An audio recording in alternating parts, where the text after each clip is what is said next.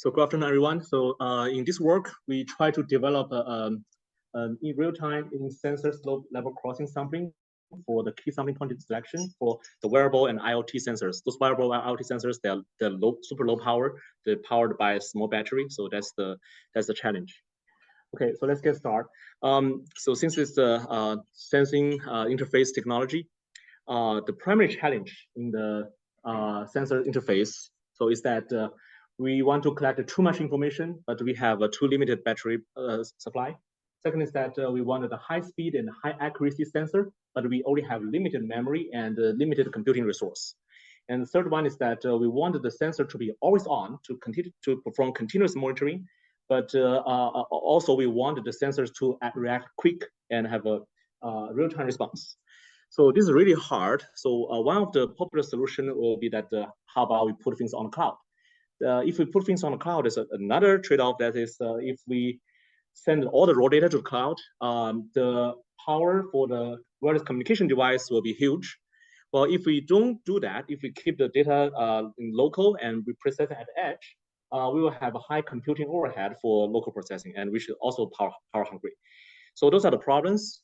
So we will need an alternative solution to solve these problems. So today I'm ambitious. I'm trying to solve all these problems. So let's start with an application example. The example is related to everyone's the ECG monitoring and arrhythmia classification. So everyone has a heart. So if the heart has a problem, the doctor will see the problems through this ECG. So when our heart is beating,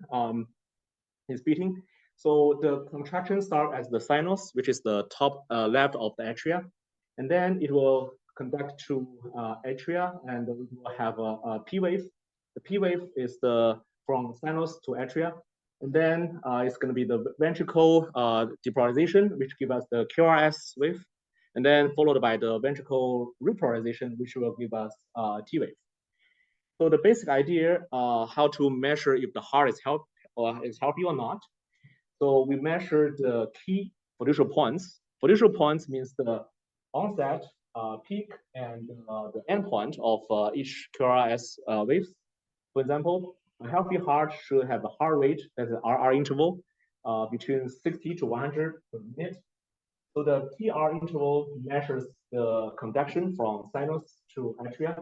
So it should be between 120 and 200 milliseconds. And the QRS division measures if the ventricle are healthy. So it's 60 to 100 milliseconds.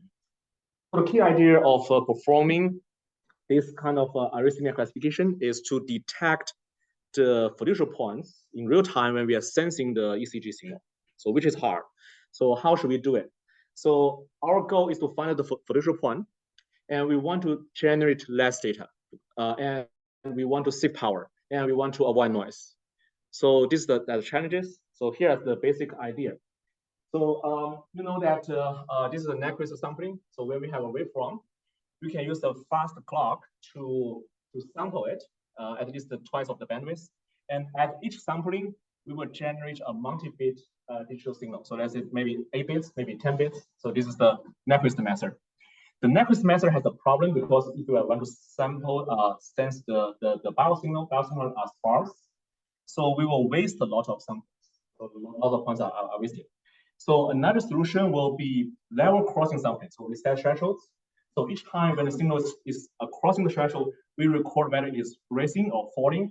So we have 1 bit data, and then we record the timestamp between the samples. So this is we have a lot of timestamp data. This method has a problem because there could be insertion or deletion errors. We'll have the reconstructed signal drift and error accumulation. So this is my method. I believe is the best one. I call it slope level crossing sampling. So the key idea is try to predict and track the signal when we are recording the signal. And then if the signal is crossing my threshold, I will find the fiducial point. And then I will record the timestamp between the fiducial point. So so during this time, I don't have any sample. So this is the idea. So then I can avoid unnecessary digitization. And then I can save data if the signal is sparse. So the output is two-dimensional. So at each spike, each recording, I recorded the time and amplitude of each sampling point. Okay. So since I saved a lot of the quantization points, digitization points, I can also save power. So this is the basic idea. I track it using the slope. So here is how we are doing it.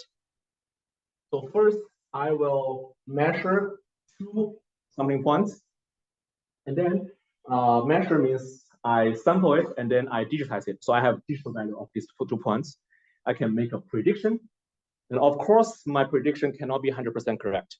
So I will add an error threshold. I will add on top of it and subtract on it, and so I have upper threshold and then a lower threshold. Okay. So if the real sampling point is between these 2 thresholds, I say, okay, my prediction is correct, and I will do nothing. I will not digitize this point. So I will use my prediction as the real value because I don't care this point because I kind of the prediction is kind of correct. So if it's not correct, it's above the upper threshold or lower than the lower threshold, I will start doing quantization, and then I will have a multi-bit. So using this method, I will pay extra cost in prediction. I will pay extra cost in calculating the thresholds. I will put I will have a extra cost for doing these 2 compressions. But what I gain is that if the signal is sparse, most of the signal is sparse. If the signal is sparse, most of my predictions will be successful, and I can save this quantization process. So that's the idea.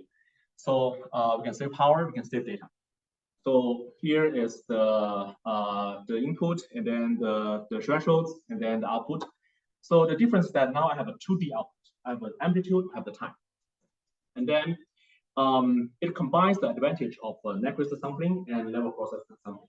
Nyquist sampling is precise, level crossing sampling is efficient.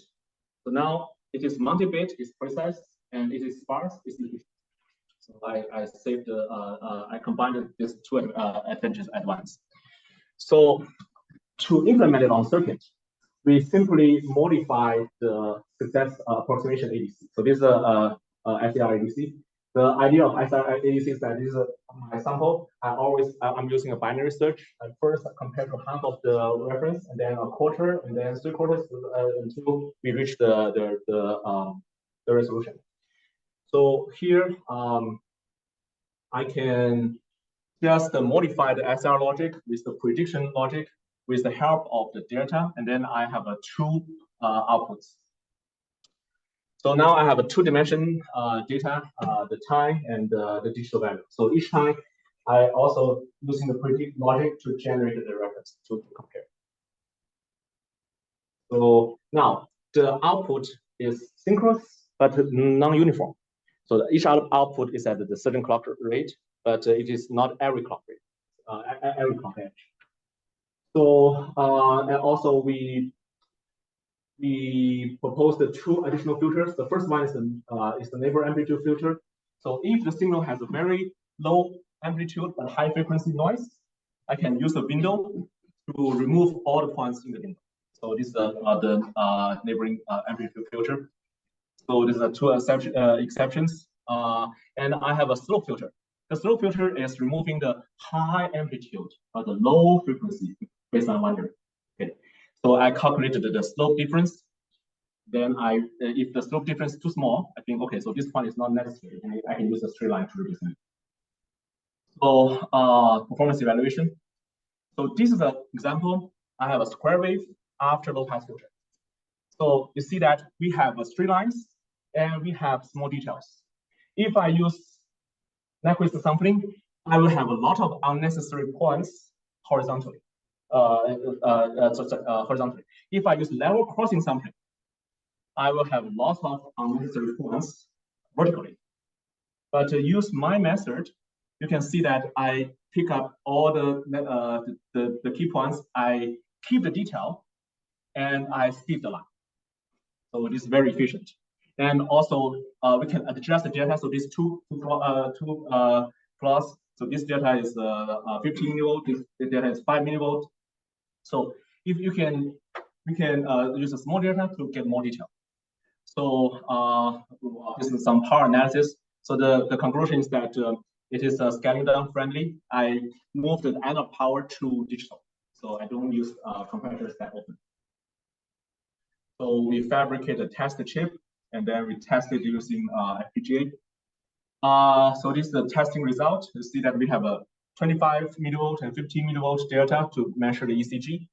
So those are my sampling points. Those sampling points are not uniform in time. They're not uniform in digital. But the error point is a P point, so that we can combine the advantages and skip the unnecessary data. So by changing delta, we can change the compression factor up to maybe 25, and then but the SNR will be lower. So it's good for application if it can tolerate high SNR, and if the signal has very big portion of linear region. So here is the result for ECG. I found all the fiducial points that are necessary. So this is, we can save data and power. So to summarize this work, we combined the level crossing sampling and the Nyquist sampling. So we can provide data reduction and power saving at one time to solve the key problem. And that is good for low power embedded sensing systems. And that's my work, and I will be glad to answer questions.